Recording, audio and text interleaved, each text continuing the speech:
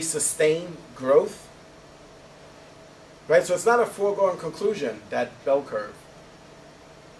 The exciting part is that we control that. We manage that life cycle. It doesn't manage us unless we let it. So how do we sustain growth? Because that's what we want to do, is we introduce the product at time 0, at sales level 0, and then sales grow. Sales are increasing over time, week 1, week 2, week 20, and we want sales to continue to grow. So one of the things that we could do in a price-sensitive market, in an elastic market, is we could lower the price. And if we lower the price in an elastic market, sales are going to continue to increase. We're going to continue to sell more units. Like what, for example? What would be a good example of an elastic market? One that is price sensitive. What products can you think of that if you lower the price, that iPhone. the iPhone? The iPhone is a good example. Game consoles. TVs. Food. Laser Which one? Basic eye surgery. So Vacations, airline tickets. Right. it's good. It's good examples. What about those that are not price sensitive, where if the price goes up or the price goes down, it's basically inelastic. Gas. Food. Most food. Gas. So most types of Necessities. commodities or necessities, like Energy. electricity, for example. If Con Edison increases the price of electricity 30%, what do we do? That's it? Run home, shut off all the lights? Solar panel. Right? Renewable energy. That's it. We've had enough. We're going to get those solar panels, and we're going to do the socially responsible thing, right? We're going to be good, Green citizens. good. That's right. We're going to be green citizens.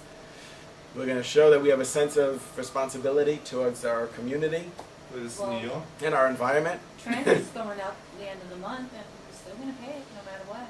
We're going to do from 2 to 225 starting June 28th. Get the Right. bikes up. What about medication, for example? So if they increase the price of your blood pressure medication, 30%, 50%, well, you stop taking your pills.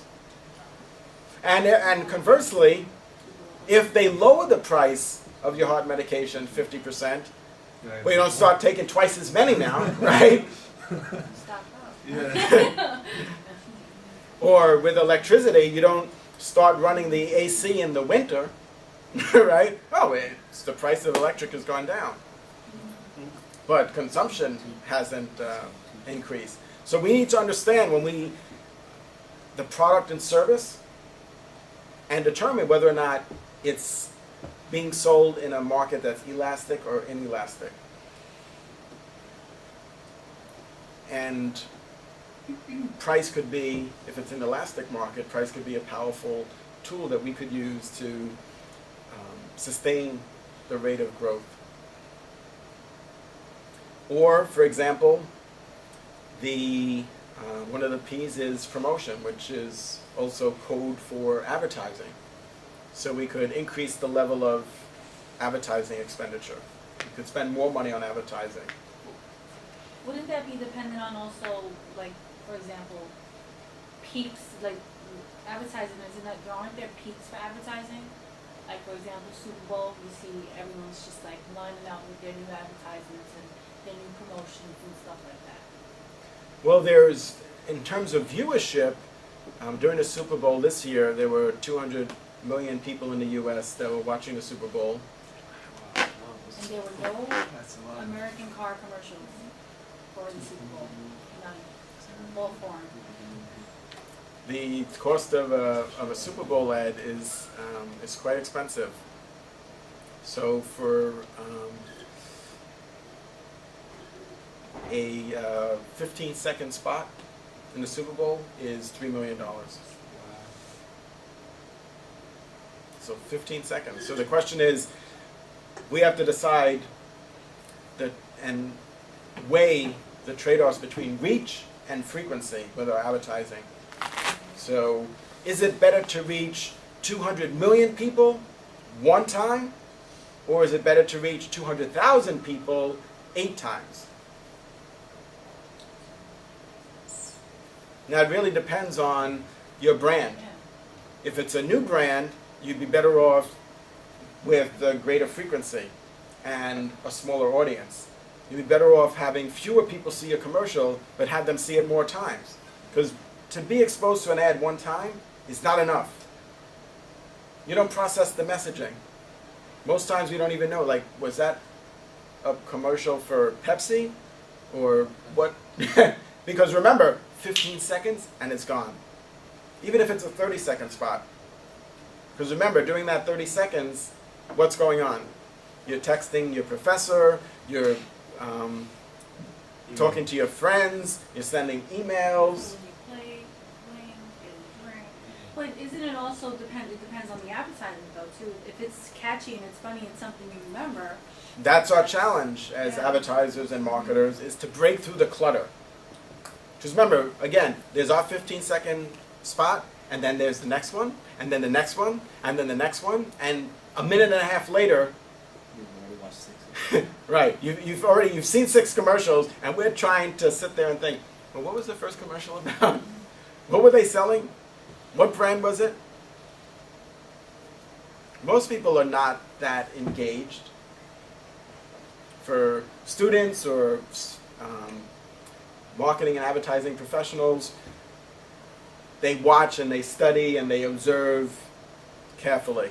Their level of attention is very high. But most people, they see the commercials as an intrusion. They want to skip the commercials. Nobody wants to watch the commercials. But it's advertising that funds the programming. The reason that programming was developed is as an excuse to show advertising. Procter & Gamble, they created soap operas, as we know them today, to sell laundry detergent and other household cleaning products to women that were working out of the home. That's the reason for creating programming, for creating sitcoms and Jerry Springer. right, for Jerry Springer and other talk shows and so forth, is so that you could sell advertising. And we said that there's 3 levels in a brand hierarchy: the corporate brand, the master brand, and the sub-brand. And the brand is what's wrapped around the product. What's in this bottle? Gold. Carbonated sugar water. Right. If you put it that way. What gives this product, exactly, what gives this product meaning is this logo and symbol. It's your advertising. Exactly. Yeah. We all are there. So there's a number of branding elements. One of them is the brand name, which in this case is Pepsi. And these are things that we decide as business managers. We have to decide what is the brand name for our product. What is the logo, which is a non-word mark. No, I'm sorry. The logo is a word mark. The symbol is a non-word mark, right? This graphic here, which has been recently updated, and they also changed their logo. The symbol contains no words. What's incredible about that is that anywhere around the world, people recognize that symbol as representing Pepsi, without words. And it would be very presumptuous of us to think that everywhere around the world, people can read the Latin alphabet, that they could read English. That's just not the case. But yet, we have a brand that we want to sell everywhere in the world. So there's certain elements when we're building a brand